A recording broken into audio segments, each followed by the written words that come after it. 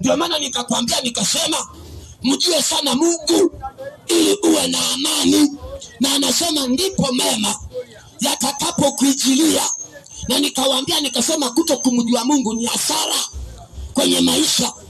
Wakati unapita kwenye kipindi kigumu, ni vyema umjue Mungu, kwa sababu Mungu ni Mungu wa nyakati zote. Ukimjua Mungu, amani inakuwepo juu yako. Hata kama leo biashara yako inapitia katika wakati mgumu, unayemjua Mungu unasimama kumtegemea Mungu, unasimama kumwamini Mungu. Anasema ndipo mema yatakapokujilia. Sikiliza, kumbe usipomjua Mungu hautoyaona mema kwenye maisha yako. Ndio maana nikakwambia kutokumjua Mungu ni hasara.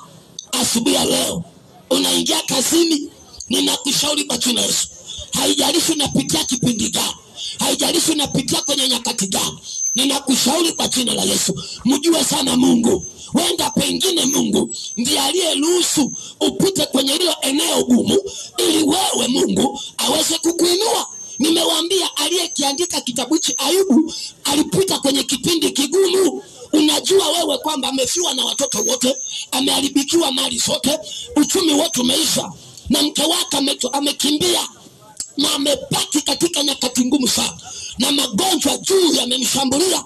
Anasema mjue sana Mungu ili uwe na amani. Unapita kipindi gani? Sikiliza, msaada wako ni Mungu. Lazima uelewe kwamba hakuna mwingine atakusaidia isipokuwa ni Mungu. Mjue sana Mungu.